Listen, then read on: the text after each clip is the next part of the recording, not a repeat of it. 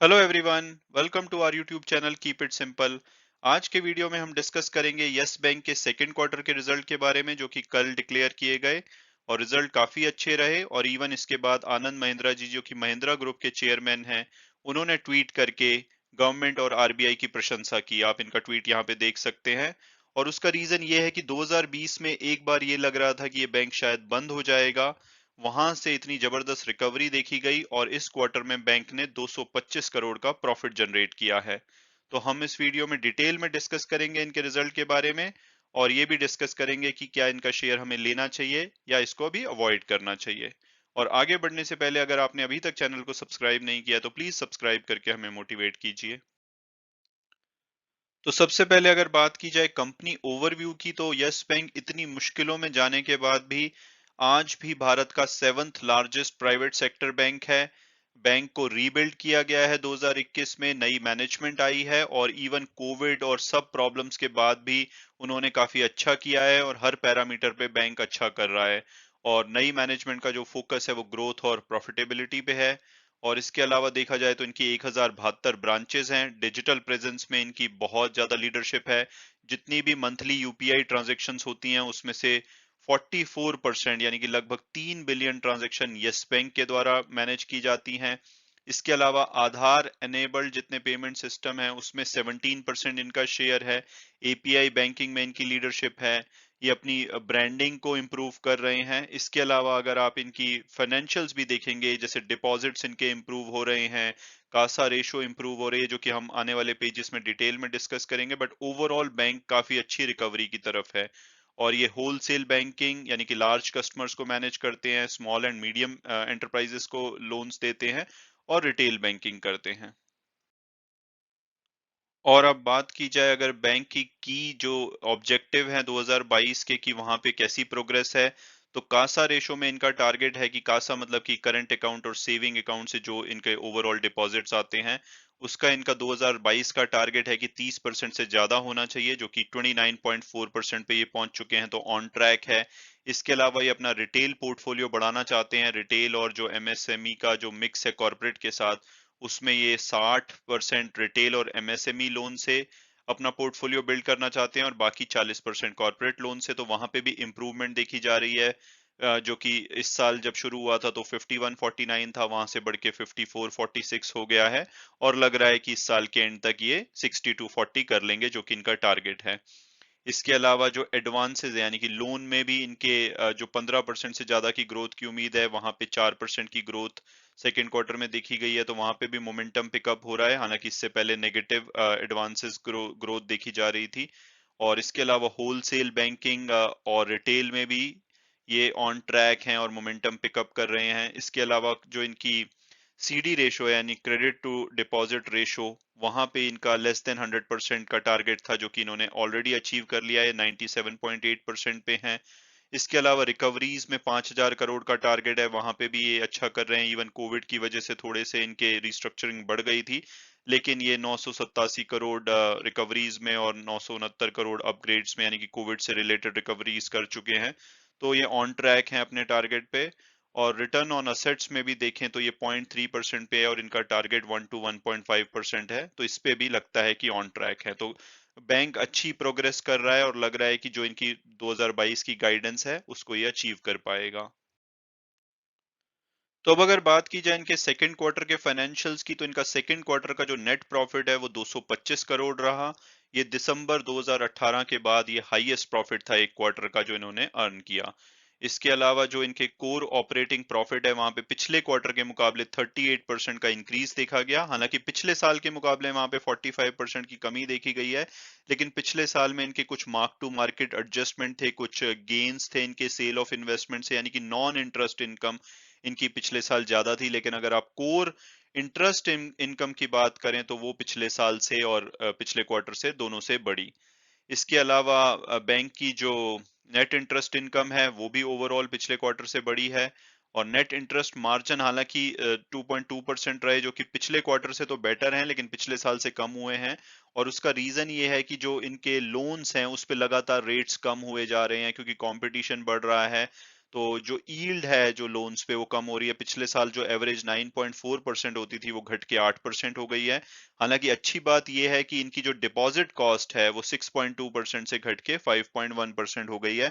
और उसका रीजन है कि ये अपनी जो डिपॉजिट है वो बहुत सारा करंट अकाउंट, सेविंग अकाउंट या टर्म डिपॉजिट से जनरेट कर रहे हैं, जिसकी की कॉस्ट ऑफ फंड्स कम होती है। तो ओवरऑल फाइनेंशियल्स काफी अच्छे लगते हैं और बैंक रिकवरी की तरफ साफ साफ दिखाई दे रहा है। अब अगर बात की जाए इनके लोन्स और डिपॉजिट के ब्रेकअप की, तो कॉस्ट ऑफ डिपॉजिट इनकी लगातार कम हो रही है। उसका रीजन ये है कि ये 61.8% जो इनके ओवरऑल डिपॉजिट्स हैं वो या तो करंट अकाउंट या सेविंग अकाउंट से या रिटेल टर्म डिपॉजिट से आ रहे हैं, जिसकी की कॉस्ट ऑफ फंड्स काफी कम होती है। और इसके अलावा लगातार इनके करंट अकाउंट और सेविंग अकाउंट बढ़ रहे हैं। हालांकि पिछले साल लोगों का जो विश्वास था बैंक पे काफी कम हो गया था, तो उसमें कमी देखी जा रही थी, लेकिन अब वो बढ़ रहे हैं। और अगर सेकंड क्वार्टर की बात की जाए तो 2,44,000 करंट अकाउंट और सेविंग अकाउंट खोले गए हैं बैंक के द्वारा। इसके अलावा अगर अब रिटेल एडवांसेस की या लोन्स की बात करें तो वहां पे वृद्धि देखी जा रही है और कॉर्पोरेट लोन में कमी है।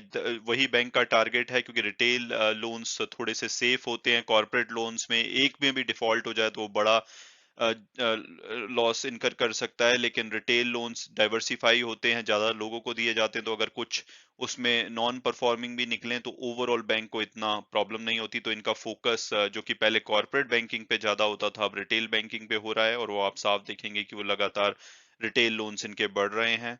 और अगर रिटेल लोन का इनका पोर्टफोलियो आप देखेंगे तो वो भी काफी डाइवर्सिफाई है। ये बिजनेस लोन्स देते हैं सिक्योर्ड, इसके अलावा vehicle loans, personal loans, home loans, जहाँ पे कि इनका अच्छा खासा डाइवर्सिफिकेशन है।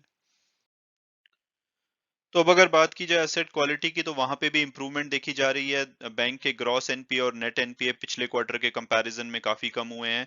ये 14.97% रहे ग्रॉस एनपीए, जो कि पिछले क्वार्टर में 15.6 थे। और नेट एनपीए भी 5.55% रहे, जो कि 5.78% थे। इसके अलावा अगर फ्रेश स्लिपेजेस की बात की जाए, स्लिपेजेस का मतलब कि जो एनपीए है 90 डेज से जिनके ऊपर इंटरेस्ट नहीं आया है, तो उसमें जो फ्रेश 1783 करोड़ के एडिशन देखे गए, जो कि पिछले क्वार्टर के कंपैरिजन में बेटर रहे। इसके अलावा कॉर्पोरेट जो स्लिपेजेस थी वो 750 करोड़ रही, जो कि पिछले क्वार्टर में 1258 करोड़ थी। तो यहाँ पे कुछ एडिशंस हैं, लेकिन अभी ये इम्प्रूव कर रहा है अगर इनको प्रायर क्वार्टर से कंपेयर किया जाए। और ये तब है जबकि कोविड की वजह से काफी सारे नए स्लिपेजेस देखे जा रहे हैं। इसके अलावा इनकी कैश रिकवरीज अच्छी रही, बैंक ने 987 करोड़ रिकवर किए। तो ओवरऑल बोला जा सकता है कि असेट फ्रंट पे भी प्रोग्रेस अच्छी है और बैंक इम्प्रूव कर रहा है। तो बैंक की अगर शेयर होल्डिंग की बात की जाए तो 38.3% फाइनेंशियल इंस्टीट्यूशंस के पास है, जिसमें कि SBI, HDFC bank, ICICI bank का बड़ा शेयर है। इसके अलावा इंडिविजुअल्स यानी कि रिटेल शेयर होल्डर के पास 47.7% है, फॉरेन इंस्टीट्यूट के पास 7.9%, बॉडी कॉर्पोरेट के पास 7.5% और इंश्योरेंस कंपनी के पास अराउंड 1.1% है। तो आप बड़े जो इन्वेस्टर है देख सकते हैं, एसबीआई के पास लगभग 30% की होल्डिंग है। तो ओवरऑल ये स्ट्रॉन्ग हैंड्स में है, रिकवरी की तरफ है। तो लगता है कि बैंक आने वाले टाइम में और अच्छा कर सकता है। तो अब अगर बात की जाए इसके शेयर प्राइस की, तो इन्होंने 3 साल में तो -93% की रिटर्न दी है। और हम सब जानते हैं कि ये one of the worst performing share रहा है। पीछे लॉन्ग टर्म में बैंक के साथ बहुत बड़ी प्रॉब्लम थी। और एक साल में भी इन्होंने 8% की मॉडरेट रिटर्न दी है, 2021 में -23% की। हालांकि पिछले एक वीक में 4% से बढ़ा है, और उसकी वजह यही है कि रिजल्ट का एंटिसिपेशन किया जा रहा था कि रिजल्ट्स अच्छे रहेंगे। और टिक्कर टेप की अगर हम प्रेडिक्टिव एनालिसिस को देखें तो वो इसका एवरेज प्राइस 11.58 बताते हैं, जो कि करंट क्लोजिंग से 16% नीचे है। ऑन द हायर साइड 69 और लोअर साइड वो लगभग 6 रुपए का प्राइस बताते हैं। और इतने बड़े गैप का रीजन है कि प्रोडक्टिव एनालिसिस में पास्ट की परफॉर्मेंस को मॉनिटर किया जाता है, और इनके पास्ट में ये शेयर बहुत ही वॉलेटाइल रहा है। तो अब अगर मेरी ओपिनियन पूछी जाए कि इसका शेयर लेना चाहिए या नहीं लेना चाहिए, तो सबसे पहले मैं बोलूंगा कि अगर आप सेफ इन्वेस्टर हैं तो अब तो आप बड़े बैंक के साथ रहिए। एचडीएफसी बैंक में काफी अच्छी करेक्शन हो गई है रिजल्ट के बाद। और इसके अलावा आईसीआईसीआई बैंक का वैल्यूएशन काफी अच्छा है। कोटक महिंद्रा दो अभी काफी बढ़ चुका है, लेकिन अगर उसमें थोड़ी बहुत करेक्शन आती है तो वो बहुत अच्छा बैंक है, या एक्सिस बैंक। तो आप इन्हीं के साथ रहिए अगर आप बहुत ही सेफ रहना चाहते हैं। लेकिन अगर आपकी थोड़ी रिस्क एपेटाइट है और आप ह्यूज गेन्स देखना चाहते हैं तो यस बैंक एक अच्छी ऑप्शन हो सकता है। हालांकि मुझे नहीं लगता कि ये आने वाले फोर्सिएबल फ्यूचर में 69 जो कि टिकर टेप के हायर साइड का प्राइस है वहां तक जाएगा, लेकिन हो सकता है कि ये अगले 6 महीने से 1 साल में मे बी एक बार के लिए 20 से 25 रुपए तक चला जाए। और अगर आने वाले क्वार्टर्स में भी इनके रिजल्ट अच्छे रहते हैं तो जो कि करंट प्राइस से ऑलमोस्ट आप बोल सकते हैं कि 50 to 80 90% की रिटर्न दे सकता है, जो कि शायद यस एचडीएफसी बैंक या कोटक बैंक ना दे पाए, लेकिन वो बहुत ही सेफ रहेंगे, वो नीचे नहीं आएंगे। लेकिन हाँ, यस बैंक के साथ कोई प्रॉब्लम्स होती हैं तो ये हो सकता है कि एक बार के लिए 10 रुपए से नीचे भी चला जाए या और नीचे चला जाए। हालांकि वो लगता नहीं है क्योंकि मैनेजमेंट बहुत ही सॉलिड है, क्रेडिट रेटिंग बैंक की इंप्रूव हो रही हैं, और ओवरऑल आपने पीछे सब पेजेस में देखा कि इनके जो रेशोज हैं, नंबर्स हैं, फाइनेंशियल्स हैं, सभी जगह अच्छी प्रोग्रेस देखी जा रही है। तो मुझे ऐसे लगता है कि बैंक रिकवरी की तरफ है। हालांकि अभी भी चैलेंजेस हैं, बट काफी नीचे गिर चुका है, इसका शेयर डाइल्यूट हो चुका है। तो अगर आपको थोड़ा बहुत रिस्क लेना चाहते हैं और आपको बैंक की मैनेजमेंट पे भरोसा है तो आप इसमें इन्वेस्ट कर सकते हैं, और हो सकता है कि ये 50% की रिटर्न आपको मीडियम टर्म में दे दे। हालांकि वीडियो क्लोज करने से पहले मैं हमेशा की तरह डिस्क्लेमर दूंगा कि अगर आप इसमें इन्वेस्ट करना चाहते हैं तो अपने फाइनेंशियल एडवाइजर से बात कीजिए और अपनी फर्दर रिसर्च कीजिए। उसके बाद अगर आप कंफर्टेबल होते हैं तभी आप इसमें इन्वेस्ट कीजिए। Thanks so much for watching the video and God bless you all.